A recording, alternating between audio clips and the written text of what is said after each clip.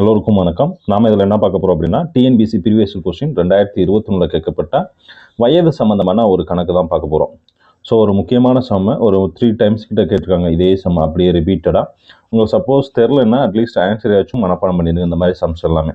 So என்ன கொடுத்துருக்காங்க அப்படின்னா, ஒரு கணக்கு கொடுக்குறாங்கன்னா முதல்ல நம்ம அதில் பார்க்க வேண்டியது அந்த கணக்கை ஒரு 2 to 3 டைம்ஸ் ரீட் பண்ணணும். நல்லா ரீட் பண்ணாலே அதுக்கு மேக்ஸிமம் நம்ம ஆன்சர் பண்ணிடலாம். ஸோ ஃபஸ்ட்டு என்ன கொடுத்துருக்காங்க அப்படின்னா, அருணின் தற்போதைய வயதின் 3 மடங்கோடு 3ஐ கழித்தால் கிடைப்பது அருணின் 2 ஆண்டுகளுக்கு முந்தைய வயதையும் 3 ஆண்டுகள் பிந்தைய வயதையும் பெருக்க கிடைப்பதற்கு சமம் எனில் அருணின் தற்போதைய வயது கேட்டுங்க. ஸோ சம்மு ரொம்ப சிம்பிளாக தான் இருக்குது.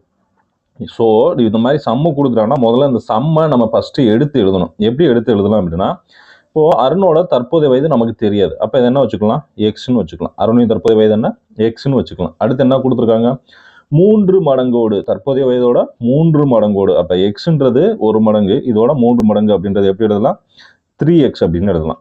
3 மடங்கோடு 3ஐ கழித்தால், ஸோ இந்த வயதோட 3ஐ கழிக்கணுமா, ஓகேவா. நெக்ஸ்ட் என்ன கொடுத்துருக்காங்க, அருணின் 2 ஆண்டுக்கு முந்தைய வயதையும், 2 வருஷத்துக்கு முன்னாடி அருண் வயசு, இப்போ தற்போதைய வயது இதுனா 2 வருஷத்துக்கு முன்னாடி என்ன இருக்கும், அப்போ முன்னாடி போகணும். அப்போ எக்ஸ் மைனஸ் 2 வருஷத்துக்கு முன்னாடி வயதையும் 3 ஆண்டுகள் பிந்தைய வயதும், இப்போலேருந்து 2-3 வருஷத்துக்கு கழிச்சு நம்மளோட பாசிட்டிவ், அப்போ வந்து என்ன எழுதணும், எக்ஸ் ப்ளஸ் 3 பிந்தைய வயதையும் பெருக்க கிடைப்பதற்கு சமம்னு கொடுத்துருக்காங்க. ஸோ இது எதுக்கு சமம் அப்படின்னா, X minus 2 into X plus 3 இதுக்கு சமம்னு கேட்டிருக்காங்க. ஸோ இவ்வளோதான். இதை எடுத்து எழுதியாச்சுனாலே நீங்கள் சம்ம மேக்ஸிமம் என்னது ஆன்சர் பண்ணியாச்சுன்னு அர்த்தம். இப்போ என்ன பண்ணலாம், இதை சிம்பிளிஃபை பண்ணலாமா, ஆக்சுவலாக இதை மல்டிப்ளை பண்ணலாம். என்னது, X into x X square, X into 3 3x. Okay, அடுத்து இந்த -2 வச்சு போயிருக்கலாமா, -2x, அதுக்கப்புறம் -6. ஓகே, இதை சிம்பிளிஃபை பண்ணால் என்ன வரும், எக்ஸ் ஸ்கொயர் என்ன வரும், இது என்ன வரும், ப்ளஸ் எக்ஸு -6. ஸோ இந்த மாதிரி ஒரு இது வந்துருச்சு. இப்போ இது எல்லாமே ஒரே பக்கம் கொண்டு போயிடலாமா, இந்த பக்கம் என்ன இருக்குது, 3x -3 இருக்குது, இந்த பக்கம் எக்ஸ் ஸ்கொயர் ப்ளஸ் எக்ஸ் -6 இருக்குது. ஸோ இது எல்லாமே ஒரே பக்கம் கொண்டு வந்தோம் அப்படின்னா எக்ஸ் ஸ்கொயர் ப்ளஸ் எக்ஸு -6, இந்த -3 இங்கிட்டு வரும்போது என்ன வரும், இந்த +3 இங்கிட்டு வரும்போது -3 ஆகும். அப்போ -3x, இது இங்கே வரும்போது +3 ஆகும். ஸோ இதை சிம்பிளிஃபை பண்ணால் என்ன வரும், எக்ஸ் ஸ்கொயர் -2x என்ன வரும், -3 அப்படின்னு ஒரு ஃபார்முலா கிடைக்கும். ஸோ இதை இப்போ நம்ம காரணிப்படுத்தணும். இதை எப்படி காரணிப்படுத்துறதுனா ஒன்றும் இல்லை.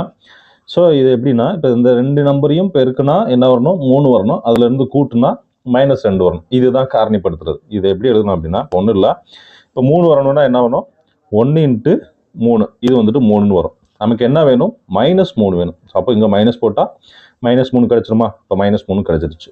ஸோ இவ்வளோ தான் காரணிப்படுத்து. இப்போ இதை எப்படி எழுதலாம் அப்படின்னா, எக்ஸ் ப்ளஸ் 1 × எக்ஸ் -3. ஸோ இதுதான் காரணிப்படுத்துக. இது வந்துருச்சு. இது மறுபடியும் எப்படி சிம்பிளிஃபை பண்ணணும் அப்படின்னா, இப்போ எக்ஸ் ஈக்குவல் டு 1ன்னு எழுதலாம், எக்ஸ் ஈக்குவல் டு 3ன்னு எழுதலாம், இது -1. ஸோ ஒரு ஏஜ் கேட்கும்போது தற்போதைய வயசு எந்த வயசு கேட்டாலும் மைனஸில் வருமா அப்படின்னா மைனஸில் வராது. ஸோ அப்போ இந்த ஆன்சர் என்னது, செய்யாது. ஸோ நமக்கு என்ன தான் வரும், எக்ஸ் ஈக்குவல் டு 3. அப்போ என்ன வரும், ஆப்ஷன் ஏ தான் வரும். So answer 3. ஸோ இது ஒரு மெத்தடு.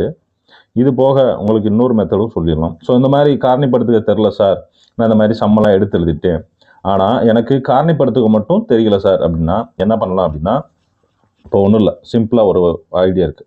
இந்த மாதிரி எடுத்து எழுதிட்டீங்க. இப்போது ஆப்ஷன்லேருந்து போயிடலாம். ஃபஸ்ட்டு என்ன ஆகுது, என்ன கொடுத்துருக்காங்க, 3 கொடுத்துருக்காங்களா. அப்போ 3 × 3 -3 ஈக்குவல் டு, இங்கே என்ன இருக்குது, 3 -2, இங்கே என்ன இருக்குது, 3 + 3. இதை சிம்பிளிஃபை பண்ணால் என்ன வரும், 9 - 3 ஈக்குவல் டு, இது என்ன வரும், 1 இன்ட்டு இது என்ன வரும், 6. ஸோ 6 ஈக்குவல் டு 6, ரெண்டுமே ஈக்குவலாக வருது. ஸோ அப்போ ஆன்சர் ஏ தான். அப்படியும் ஒரு மெத்தடில் கண்டுபிடிக்கலாம். ஸோ இது ஒரு மெத்தடு. ஸோ இதுவும் எனக்கு இந்த சம்மில் எப்படி எடுத்து எழுதுறதுனே தெரில சார், ஆனால் எப்படி சால்வ் பண்ணுறது இந்த மாதிரி சம்ஸ் அப்படின்னா ஒன்றும் இல்லை, சிம்பிளாக சேம் தான். இந்த ஆப்ஷன் ஏவை எடுத்துக்கும். என்ன கொடுத்துருக்காங்க, 3 கொடுத்துருக்காங்க, ஓகேவா. இப்போ என்ன கொடுத்துருக்காங்க, தற்போதைய வயதின், இப்போ தற்போதைய வயது தான் என்னது, இவருக்கு 3. ஸோ தற்போதைய வயதின் 3 மடங்கோடு, இந்த வயதோட 3 மடங்காமா, அப்போ 3 × 3, 3ஐ கழித்தால் இந்த வயசு கூட 3ஐ கழிக்கணுமா. ஓகே, அதுக்கப்புறம் என்னது கிடைப்பது, அருணின் 2 ஆண்டுகளுக்கு முந்தைய வயதையும், 2 வருஷத்துக்கு முன்னாடினா அப்போ என்னன்னா 3 - 2 வயதையும், 3 ஆண்டுகள் பிந்தைய வயதையும். ஸோ என்னது 3 வருஷத்துக்கு அப்புறம், அப்போ என்ன வரும் 3 + 3. சேம் அதே ஃபார்முலா தான், நம்ம இந்த எக்ஸ் ஒய்ன்னு போடாமல் சால்வ் பண்ணுறோம். ஸோ அதே தான் இதுக்கு ஒரு என்ன வரும் 9 - 3 = இது என்ன வரும் 1 × 6 6 = 6. ஸோ இந்த மாதிரி சம்ஸை இப்படி தான் சால்வ் பண்ண முடியும். ஸோ 3 டைப்பாக நீங்கள் சால்வ் பண்ணலாம். ஒன்ஸ் நீங்கள் அந்த சம்ஸை நல்லா ரீட் பண்ணிட்டீங்கனாலே போதும், மேக்ஸிமம் ஆன்சர் பண்ணிடலாம்.